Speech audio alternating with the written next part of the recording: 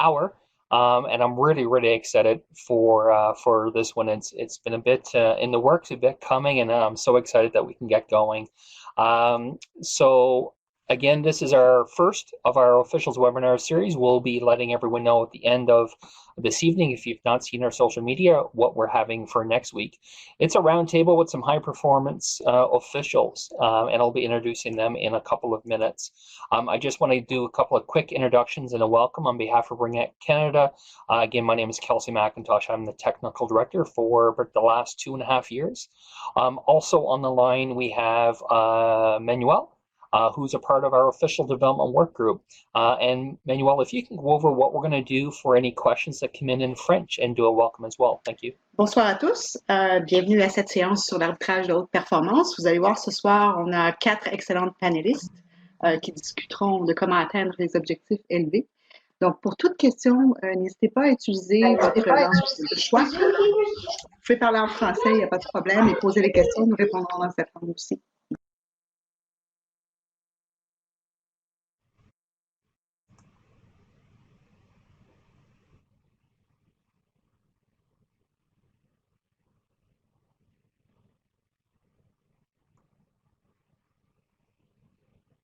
Manu, I think you cut out a bit there at the end. So, when a couple of new people came in, we just had some feedback. So I'll just resume. So, pour ceux qui désireraient poser n'importe quelle question en français, vous pouvez utiliser le chat ou vous pouvez ne pas hésiter à poser vos questions en français. Ça va nous faire plaisir de traduire ces questions à nos excellents panélistes puis de répondre à vos questions.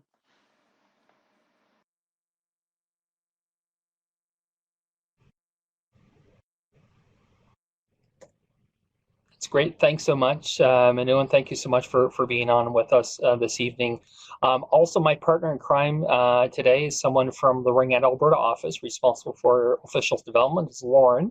Lauren's actually going to be behind the scenes, sorting out Adobe Connect, moving some slides around, moving us in and out of a few different rooms, and helping to make this thing run smoothly. So, and right now she's probably very busy letting all the participants in and out, and as they go back and forth. So we had, I think, as of a couple of minutes ago, we had roughly 70 people register. One person a couple of times, but we have roughly 70 people, so there still are a few people probably to come in. So if any of your friends are reaching out to you, let them know. We're trying to let them in as much as possible as they keep coming in. I see another 5 people just popped in here, so Lauren's looking after all that. What I'd like to do is something that we're trying to do now at the beginning of all our coach and officials clinics is we'd like to do a land acknowledgement. So in our officiating program, we respect and acknowledge the First Nations, Indigenous, Inuit, and Métis people of Canada as keepers of the territory upon which we are learning today. So a few housekeeping things. We're going to try to keep everyone on mute. If for some reason you feel the need to speak, please raise your hand. We will get to you as soon as we can. Also, whenever you're speaking, it is really nice if you have some sort of a headset to just to limit the feedback. But again, most participants will be muted for most of the evening. There are some questions in advance that people have sent in registration questions, and also towards the end of our session this evening, we also have an open session that questions can be asked. Also, at the very bottom of your screen, you should see questions for the instructor. Basically, it's questions for our panel. This is a platform we do our coaching and officials clinics on, so that's why it says instructor at the bottom for our officials clinics. But if you have any questions for our panel, then you can add them in there as well, and Lauren and I will monitor that. Please, if you are speaking, try to make sure that the noise behind you is somewhat quiet, and please respect all the opinions of the individuals. It's their opinion, so please respect that whenever you're speaking as well. So our panel members are Amy, Jamie, Jackie, and Karen. You've seen them in our social media, but this is who they are. On the far left, we have Amy, followed by Jamie, Jackie, and Karen to the top right. And we're going to do a little mic check with everyone. I think we're good to go. So just quickly, Amy, thank you so much for coming. This photo of yourself in the top left, this is from what event? You know, this is from Worlds in 2015, I think. Yeah. And Jamie I yourself, this is believe. a recent photo. I snagged it from our Flickr account. Do you remember what event this is from? If you remember the coat behind you.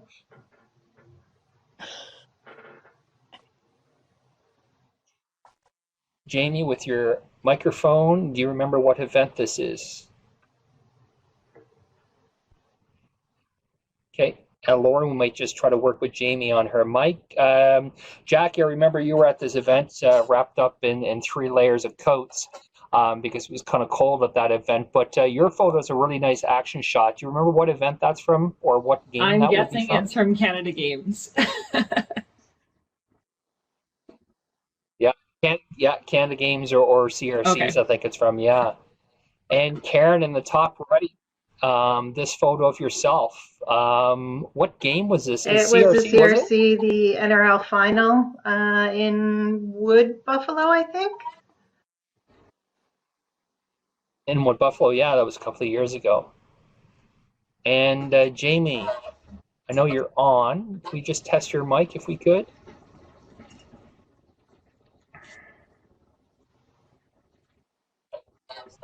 Okay, no worries. So Lauren and Jamie, if you can just work on that, and Lauren just chat me when Hi. we're good to go with that. And we have, oh, Jamie, hey. Kelsey, just come back to me. My laptop's just acting up, so I'm just going to try to get onto another laptop. No worries. So just bear with me for a no second. worries. So this is who we are. But if we can go to the camera room, Lauren, if you can take us to the camera room, we're going to ask the participants, the panel members, to please activate your microphones.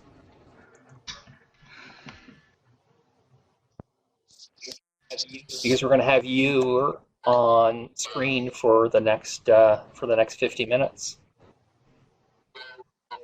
So if Karen, Jamie,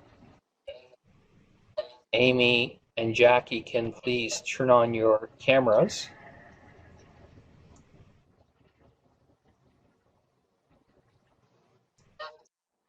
We know this works because we had them all on before we let everyone into the room.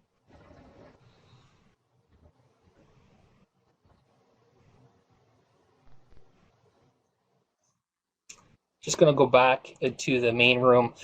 So basically, we are talking about what makes a high performance official. So basically, this is a roundtable. I'm in my home office for the last 11 and a half months in my basement of my house here in Ottawa. But basically, we're just going to talk a roundtable as it's a fun, engaging, interactive opportunity to have a conversation with some ringette friends. I know the 4 individuals on our panel. They know each other very well. They've worked at events and games together. So it's going to be some fun. We're also going to have, again, some interaction with the participants. So if you do have questions, again, I ask you in the bottom, questions for the instructor. You can put your questions down there. So we're going to talk about our first segment here is about playing ringette and when do people transition to officiating.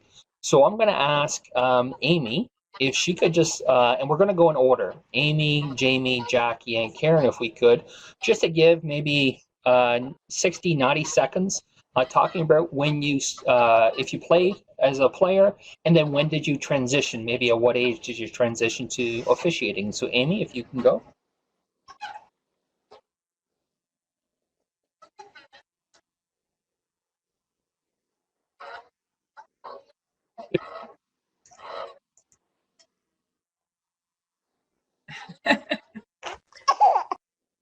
Yes. Yeah, that works.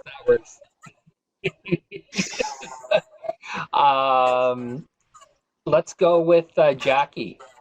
Jackie, you played at a younger age, and when did you transition to officiating? Well, I had overlap, which probably we all did.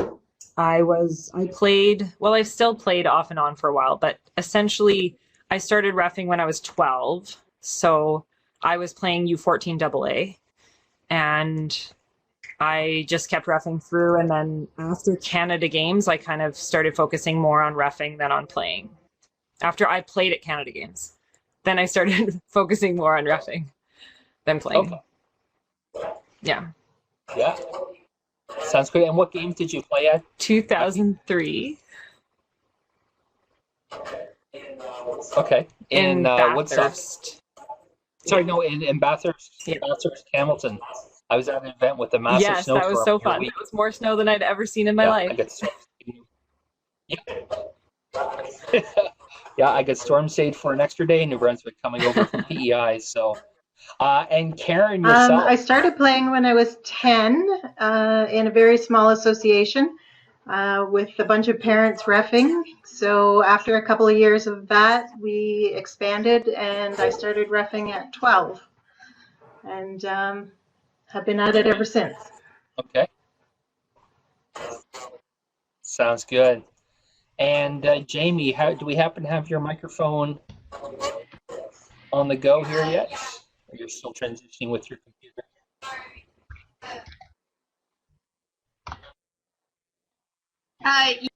Yeah, it's just. Sorry. No. All good. We had to. I was on the road, so I had to make a couple unexpected stops for children, and so I didn't get here quite as early as I wanted to. But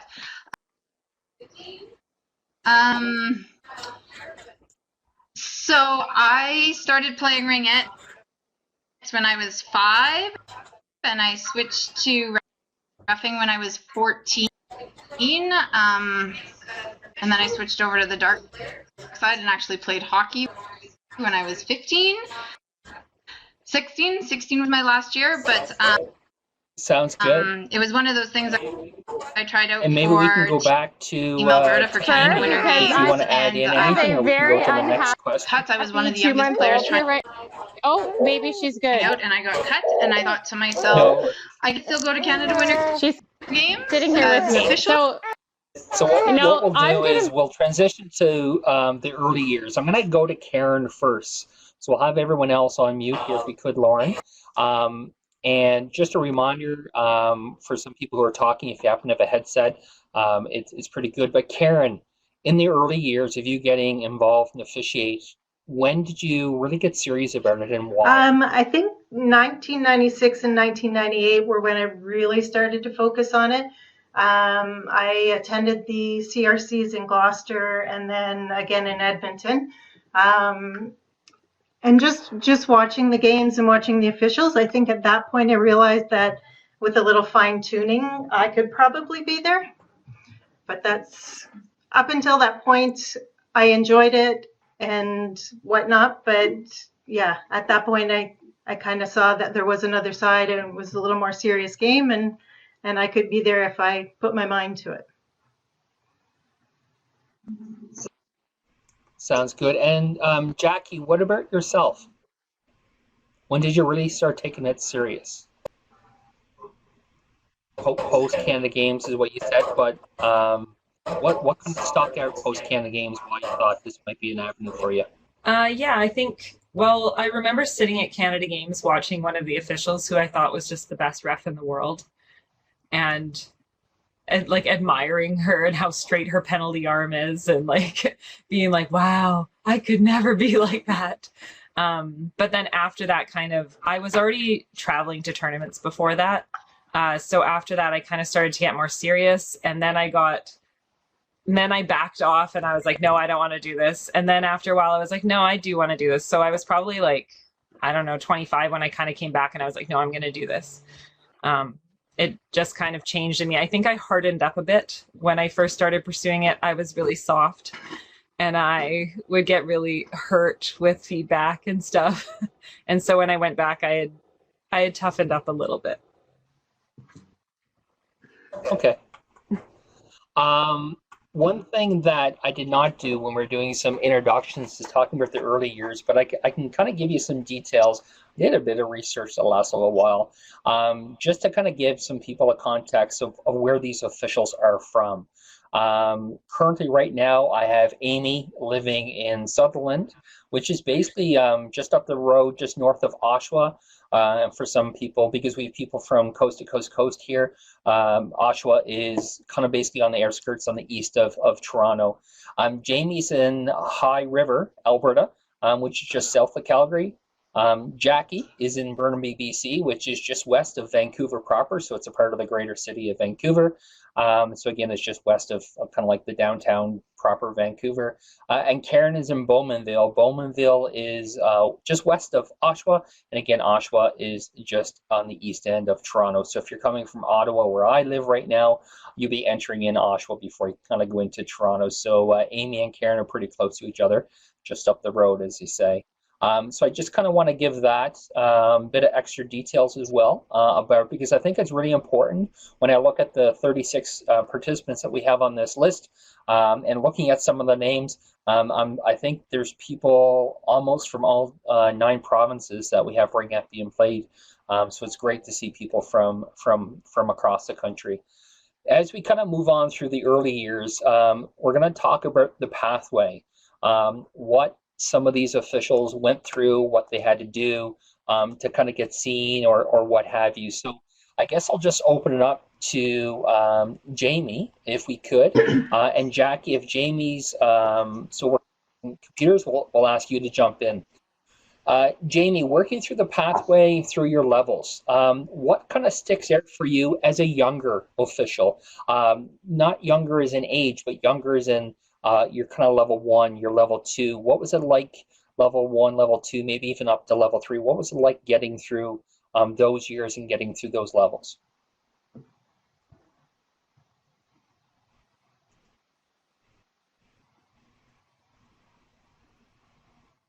Oh no, Jamie, you're muted. Your microphone's not on your end. There we go. You would think with all these meetings, you would get used to it after a while. Sorry about that, guys. In my level 1 years, I was pretty fortunate because my dad was a ref, and so he would be at all of my games. So whether I liked it or not, I had a supervisor that was always giving some feedback. On the flip side, I always had somebody in my corner. So when you kind of run into those situations that are tough or difficult, I had somebody that I could bounce ideas off of. I knew that somebody was in the stands supporting me. I know that one time my dad actually went over to a fan and said, "Hey, like, back off, she's just learning."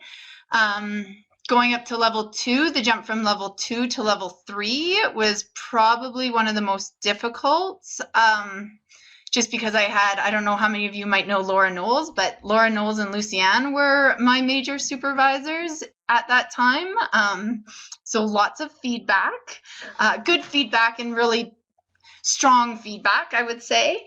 And then that jump from 3 to 4 was probably my most challenging personally, just trying to figure out, there was a lot of times that I had self-doubt, that I was questioning calls that I was making, and just trying to figure out where I fit in kind of everything.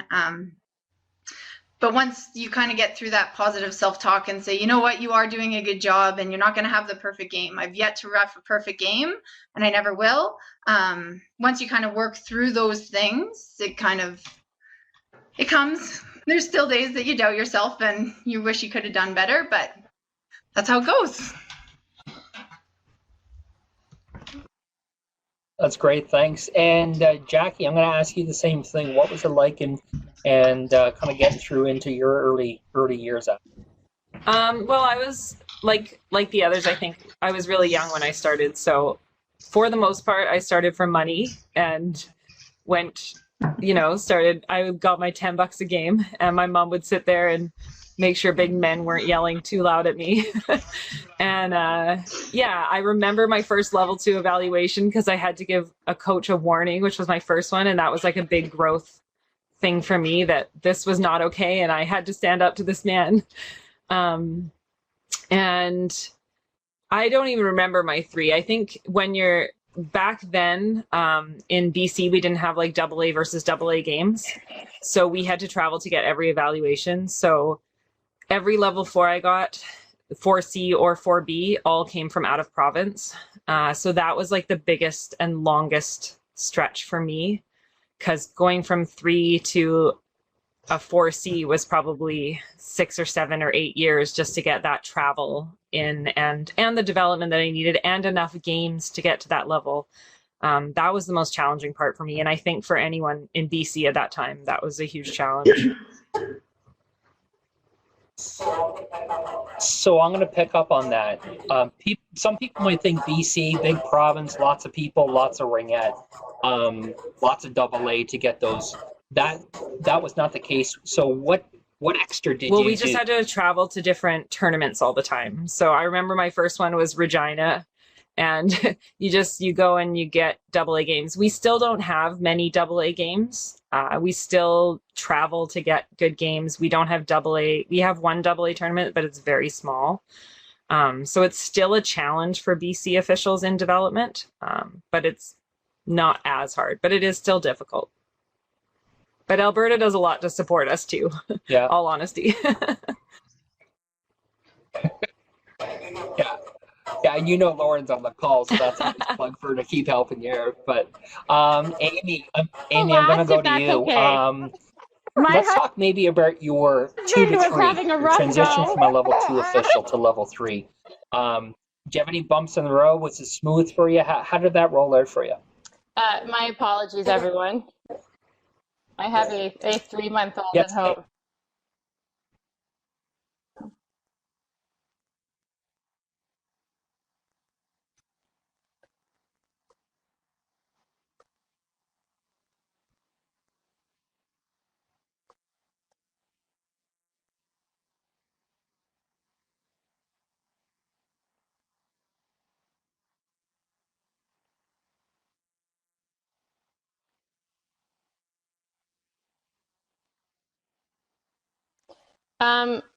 Can you hear me okay first?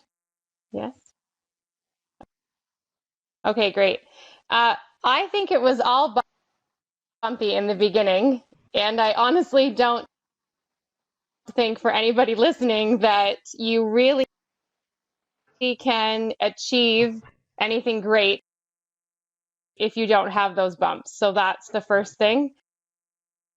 And I was fortunate enough to have Karen, who's on this call, watch me a lot because we lived close, and she would come and evaluate me and coach me, and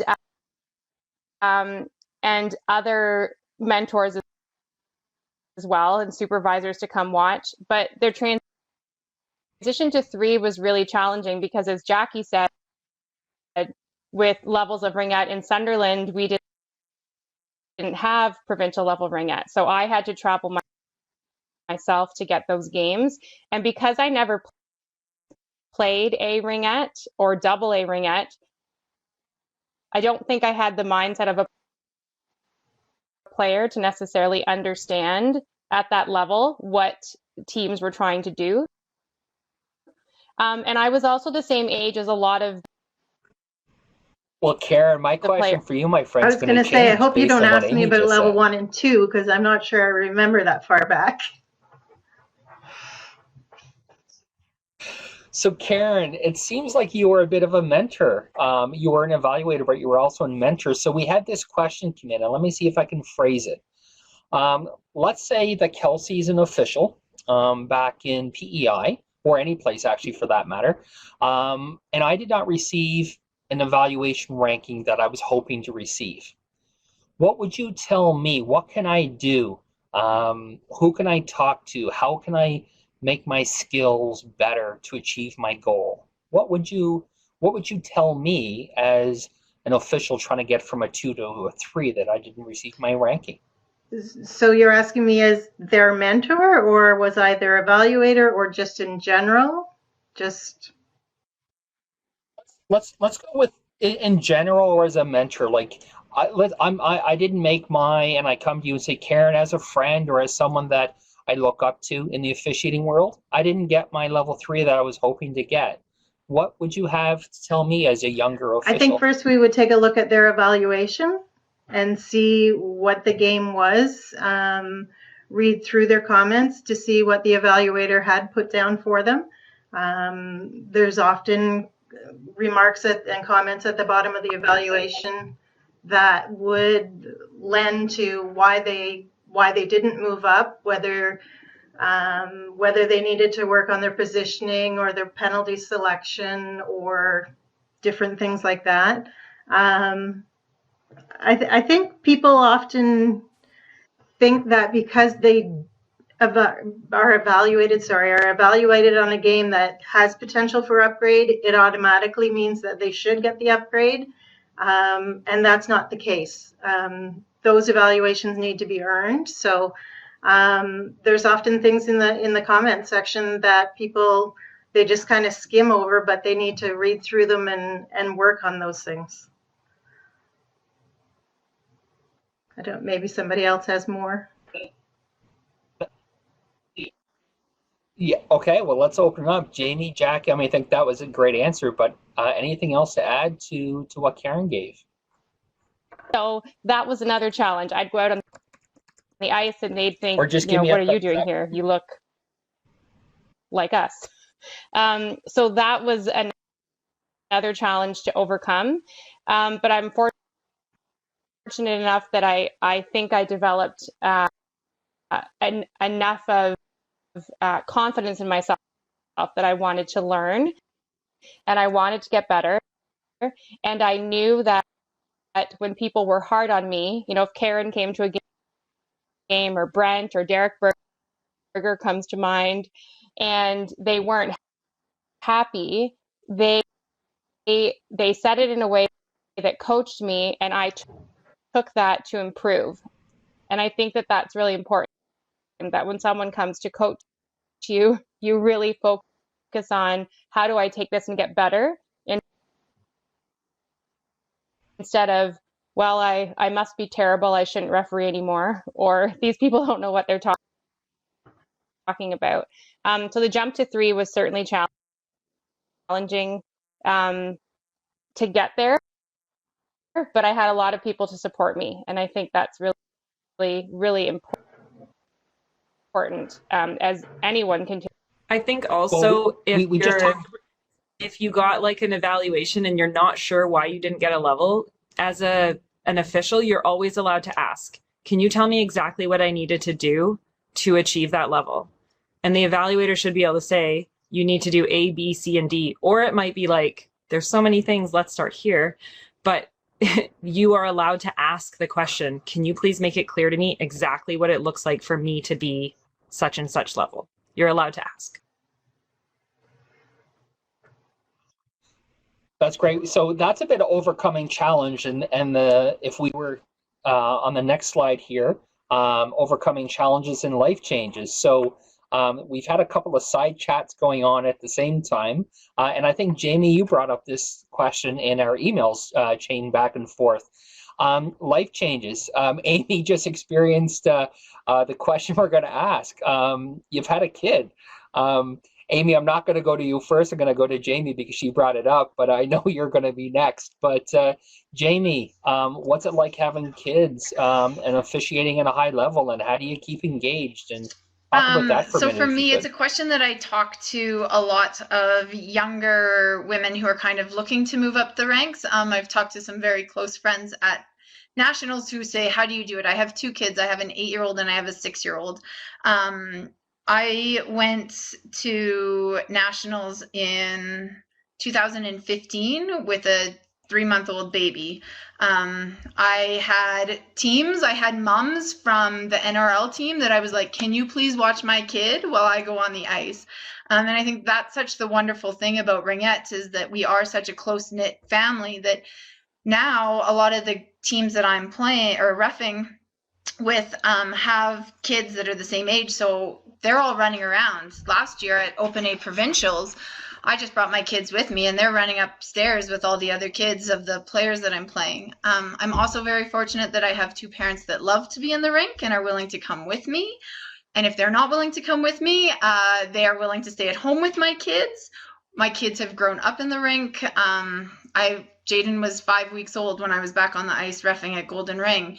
Being a mom, it's something that I choose to do, but I also have life goals, and for me it's really important for my kids to see me achieve those things and have my husband support me and my parents support me, and I have a really good support group. all three of the ladies with me have seen my kids at the rink with signs and have probably watched them once for me while I'm going to get ready or something. So having those people, those support groups, whether it be from other officials or family, is really, really important. And you can still achieve being a high-level official if that's what you want, but it does take that support for sure. Yeah, I think one of the coolest photos we put up at Canada Games was the one with your son with the sign and one of your extra jerseys, if we remember that. So I think, yeah. Amy, Continues on you their had a little officiating interruption at the pathway. beginning of today's session until someone came in to save the day. So you want to add anything on here? I was just going to say that I was just going to add that I agree with Karen, but I also think it's important to remember that officiating is hard. It is not easy. It is a very hard thing to do, which is why so few people do it, and why we don't have enough officials. And the hard is what makes it amazing, but part of it being hard is it takes a long time to get where you want to be sometimes. And I think that it's important to remember that. And I think sometimes in the age of social media and where everything is fast and we have instant gratification all the time and we get things quickly, we forget that when it comes to real world, real person goals, like many of us have, it takes a long time sometimes.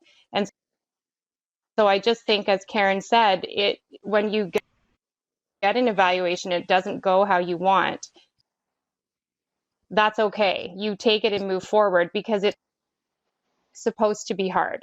And sometimes, when I think about even moving to a level 4, like we're talking years. It might take years for somebody to get there.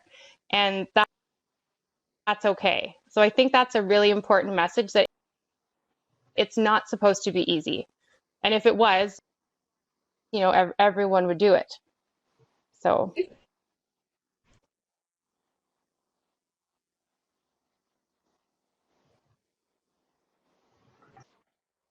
So, Amy, you mentioned support systems, so maybe we'll transition for the next two about what support system you have, whether it's work, personal, what have you, to allow you to go do the games, to maybe get and travel. So, Jackie, for yourself, who has been supportive, or what has been supportive for you through your pathway? I think, like Jamie and Amy, it's a lot. My family bears a lot of the burden of my leaving. It's like this huge schedule I have to set up, who has the kids at what time and what hours, and it would be easier now because they're in school full time. But before, it was like, this person will take this half the day, these people will take this half the day. And kind of after I had the kids, I emailed out my family and I said, I'm hoping to go back to CRCs. Is this something that you guys are willing to be on board with? And my in-laws and my parents and stuff, they were all like, yes, let's do this. So I kind of communicated forward that this would be hard. I don't know if they knew how much it would be. I think that's been a shock to them. It is a sacrifice. And we kind of go back to it over and over, and we decide, like, when is it time to stop and how is it time to continue? But it's something that family does come first, but as a family, they support and love my goals. And so that speaks volumes. Thank you, Jackie. And Karen, to yourself, your support system through your number of years. Can you expand on that? My support system? My family has been incredible through all of it. Now, I don't have children like these guys, but I have a very, I'm going to get emotional. I know, this is why I plugged this one, right? Like you knew you were going to make me cry. You know I had to get you once. No, but I mean, you have such a support system through, and I do have some stats coming up. It's going to be a bit overwhelming or impressive, is what I say. But Karen, you've been to so many CRCs. It must mean something special to have the flexibility to be able to go all these years, whether it's work or family. It must be pretty important, to you, right? I had, yeah, sorry. Yeah, I yeah, have a very, yeah. It's yeah, you wear your heart in your sleeve. You're a damn great it. Canadian. Yeah. And I'm gonna just interject. And I know there's a few people on this call that are obviously loving this. I see some Iris or Nicole at a BC who just made some comments, and Mel Stewart just made a comment. So it's great to see. I mean, you can see the passion of these great female leaders and role models, and it's kind of coincidental that it's International Women's Day coming up. I believe it's Monday, March the 8th. And if you follow our social media, we're doing some social media with some national team athletes on that as well, which you can register right now for. So I want to throw that plug in. And Nicole, thank you for that note in the comments. So as we transition to some life changes, I have some questions that have come in. It's about taking it to the next level. Whether it's off ice, education, in the game of ringette, what skill set you need to work on. So Craig from Nova Scotia asked the following question, and I'm going to ask you to raise your hand if you'd like to answer this. And we'll just probably I have 3 questions, so we'll have each of you answer one. Are there any fitness and or nutrition resources available for you as an official? Or what do you use? So I'll ask someone to raise their hand to give some feedback here. Okay, Jamie, go for it. I'm pretty fortunate. I was a personal trainer, and that was kind of my schooling, so I kind of have some of that background knowledge. You can find lots on the internet now. I do a lot of running. I do a lot of weightlifting. Probably about a month before a big tournament, I'll go to our gym, and our field house is the length of the arena. So I'll actually run our J pattern on the indoor and do sprints. So I'll set my watch for 15 seconds and then do sprints, and all these people are running by and they're like, why don't you run the whole way of the field house? And then you kind of have to explain, well, I'm kind of working on some things. And so that's kind of what I do. But you can always ask people. There's always resources out there, but specifically it's kind of just figuring out a little bit for what works best for you. Karen, do you want to go? You do a lot. I was just going to say, I don't think that we have any set nutrition or fitness program for us. I think anybody that really wants to go anywhere and is serious, you'll invest in yourself, whether it's a nutritionist, the gym, those types of things. I've spent a ton of money over the years making sure that I can be the best I can be when the big events are here, and I try and work at that all season long. But yeah, just investing in yourself, it's money well spent. That's great. Thanks so much. And the next question comes out of BC. Annika, she wrote, what can you do to train to be an official? So I'm going to change this because we kind of just answered the off ice. What can you do to train your mind as an official? I'm challenging you. What can you do to train your mind? Amy, go ahead. Well, I mean, kudos to Jackie and Jamie because they've been doing it much longer than me. So I have a 2-year-old and a 3-month-old. And as Jamie said, having support is immensely important. And I have an amazing partner who supports ringette and isn't afraid, as in tonight, to say, I need you for 5 minutes. So I apologize for that. But I really do think that it's important to have that support group. I also think communication is incredibly important. If you have goals of being a parent, whether it's mother, father, whatever that is, and also achieving in ringette, that you communicate that with the other person in your life, so that they're not shocked when you go off to the arena on the weekends. And that's something that I still talk to my husband about in my family, so that I know that they will support whatever it is I need to do. I'm a little different than Jamie in that I really have to compartmentalize things, except for tonight in my life. But I tend not to take, and I haven't taken my kids to the arena much, because I personally don't operate well that way. I need to kind of be 100% at work, 100% at ringette. And so my favorite saying, sorry, Jackie. I was just going to say my favorite saying to myself is, move, you're in the Go ahead. wrong spot, move.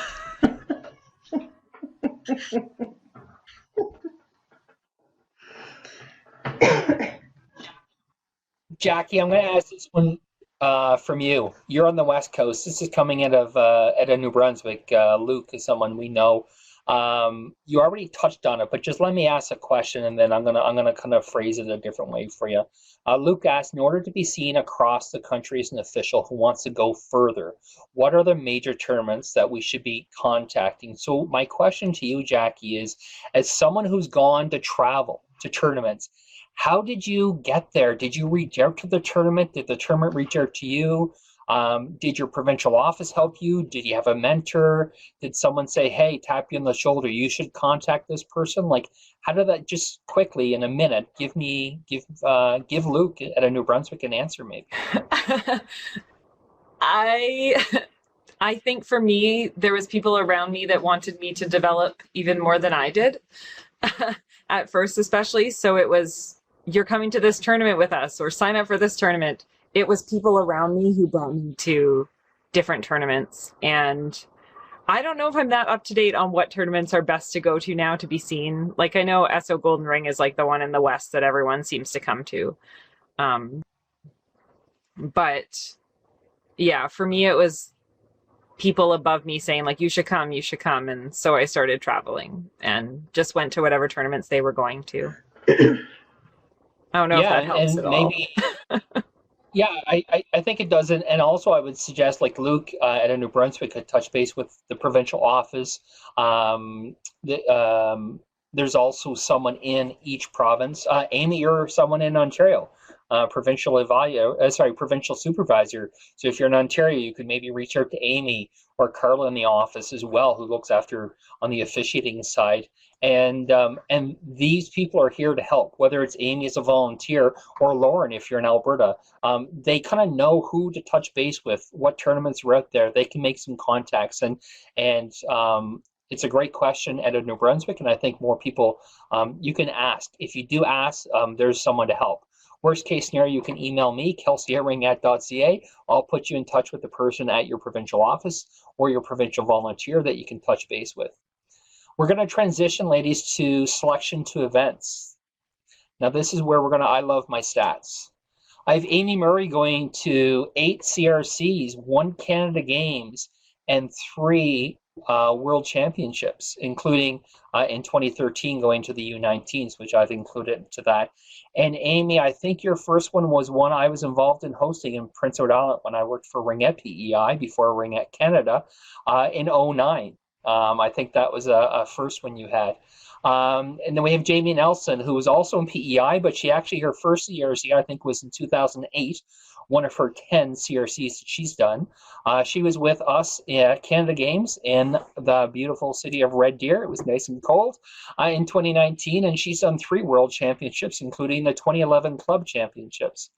And then we have Jackie, who started in 2012 doing 5 CRCs, including the 3-layered sweaters and jackets and everything else, sitting on those cold metal benches with us in the corner for her first Canada Games in 2019. And then we have Karen. List is kind of short. 20 CRCs, Karen. I didn't know last year we had CRC back in PEI again. I'm not saying just because I'm there, but it was our last one. That was your 20th. Oh my goodness, that's great. 4 Canada Games, and I have Karen down for 4 Worlds, including doing 2009, 2012 U19s, and then 2013 and 2019. So if you want to know who's on this panel and what experience they have to be on here, they are the 4 females, and this is why I asked them first, and I'm so thankful they all said yes. They are the 4 females that have done the last World Championships and or Canada Games. They have a combined, if my numbers are correct, 43 Canadian Ringette Championships, 7 Canada Games, and 10 World Ringette Championships. That, folks, is an impressive list. So everyone has a little opportunity to give a little round of applause. You have little icons up the top. Give a little round of applause or thumbs up, because I think these 4 fine people definitely deserve that. We knew this was going to happen. We're running short of time. There are some other questions and some things we want to do, but I want to give everyone one opportunity. What was something very special, whether it was getting picked for your first event or getting there, or a very, very short story? You're only going to have about 60 seconds each. You can pick on any one of these events, Canadian Ringette Championships, Canada Games, or Worlds. What was something that was just like, yeah, this was worth it. This was cool. Karen, I'm going to go to you first. You always have to come here first. My favorite event, I think, was my first big event. Good God, I wish I couldn't cry. It was 2007 in Whitehorse, which was such a sap. It was the event, it was the destination, it was the crew that we went with. Yeah, pretty special, 2007. So that was your first.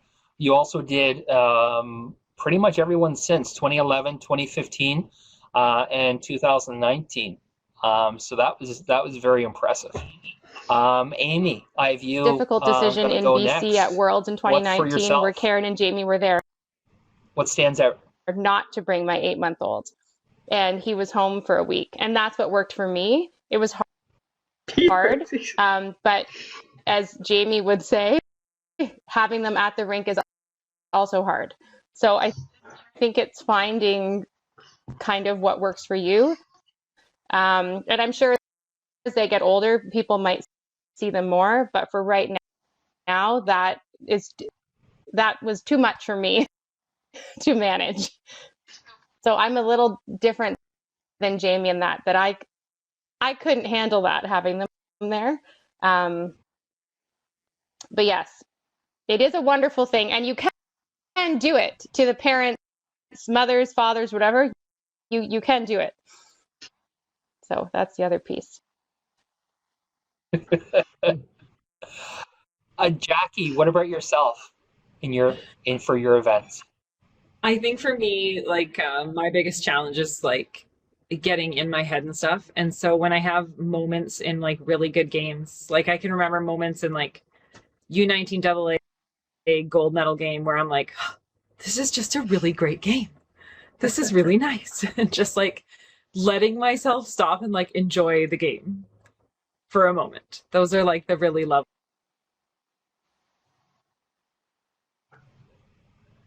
Jamie. Kind of like everybody else, it's really hard to choose. Every event has brought something different. My first nationals, I wasn't really expecting to go. I got my 4B and I got the phone call from Iris, and I showed up in St. Albert and I was shaking, like uncontrollably shaking for my first game ever at CRCs. And I looked up in the far corner and my dad was standing up there and I didn't know that he was coming. And I like am starting to cry. I'm on the ice. I'm shaking. It was just very overwhelming. And then probably the next one of the other best moments that I kind of had was an event in 2019 where I was on a gold medal game with Miss Amy, and both the teams were not expecting to have 2 Canadian officials on the ice. And the fact that we got congratulations from both coaches, one of them being the Finnish coach, which can be very, very difficult to deal with, was that was a pretty big accomplishment for us to kind of get a pat on the back from that. So that was one of my big ones.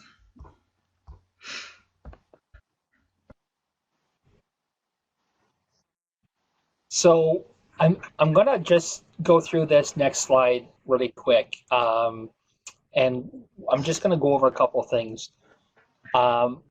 You've heard tonight already that a number of these individuals give back to the sport. They give back more than just officiating on the ice. We've heard that someone has been a mentor. Some of these people are provincial supervisors. They're evaluators. Maybe they're involved in their local association. Maybe they even go to the other side and coach, as they say, or some of them are master instructors. Some of them are on their officials development work group. And some of them are in the Lindsay and District Sports Hall of Fame, 2017 inductee as a builder. So we got some pretty impressive people here, but they all give back. And I think that's something that's really, really special, and something I'm proud of to work for Ringette, whether it was at the provincial office or coming now to Ringette Canada the last 2.5 years. I'm really proud of the sport. We have behind me on my wall our values, our I Care values. We want to be innovative, collaboration, accountability, respect, and excellence. Also on the wall behind me is our True Sport. We try to live these every day, whether it's during CRC or another event, but these are very important to our organization, and you can really see it on the individuals that we have. With a couple of minutes that we do have left, there have been some other questions. There haven't really been any come in through the chat. I'm just trying to look through. I think most of these other questions have been asked in one form or another. There have been a few questions that have come in that we are not going to ask this evening. The reason for that is probably they're not questions for this panel. It might be a question for the provincial office. There might be a question for the national office. So if you're not sure who to reach out to, you can reach out to myself, kelsey@ringette.ca. You can also reach out to your provincial office, and we can try to direct you to where to get your answer from. What I'm going to do now is, panelists, we're going to ask you for your final thoughts before I get into a couple of closing pieces. Is there anything else that you would like to ask another panel member, or any final comments? And I'm going to try to limit you to a minute because we only have about 5 or 6 left. So any final thoughts, anything to add? You're just happy to see each other?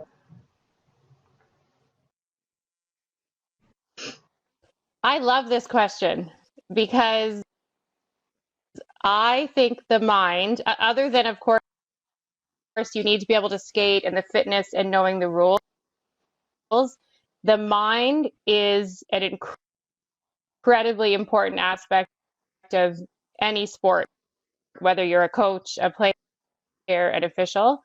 And I do a lot of self-talk, which I've even had players go, "Who are you talking to on the ice?" Well, I talk to myself. So, and part of mental training is if you do it often enough and you develop a script that's the same, so the same keywords, the same things you say to yourself, it actually will train your body to respond. So I say a lot, let it go, let it go. And honestly, my mind will just click off on something bad's happened on the ice. I can just put it at. Super, thank you, Amy. Anyone else quickly, anything else to add, or you're good? If you're good, you can just give a thumbs up. Or you can unmute yourself. Kind of like Amy, yeah, it's important to carry yourself with pride and confidence, but not being overconfident when you walk into the arena. If you're approachable, you're going to go a lot farther with coaches if you can build that mutual respect. But as you start to move up, also don't forget where you came from. you know, there was lots of people that helped you along the way, and it's important to make sure that you're giving back to the younger or newer officials.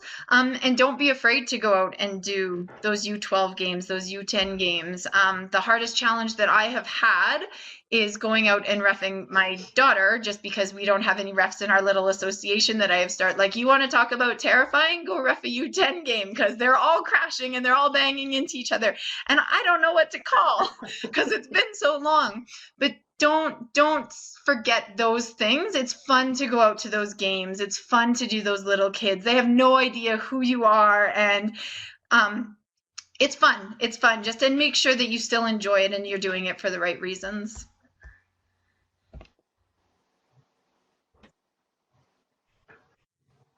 I'll echo to what Jamie said in that, like, just every time you get feedback, be thankful that you're getting feedback and respond well and see every opportunity to learn and take the advice and listen to it and assess it and run it over in your mind, and don't let opportunities go, and stay humble to learn. Like, we are always learning. Every time these amazing women who have been to Worlds over and over, like, they get off a game and they're like, oh my gosh, this happened. And they're asking their supervisor questions because they're hungry to learn, and we're all constantly learning.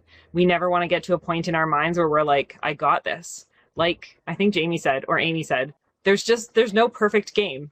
And so visualize or whatever you have to do, but stay humble and take the feedback and brush off the mistakes. It's my closing thought would be to be patient. It takes time to get through the levels, so just listen to what people are telling you and persevere. If you really want to get there, you can do it. You just have to be patient.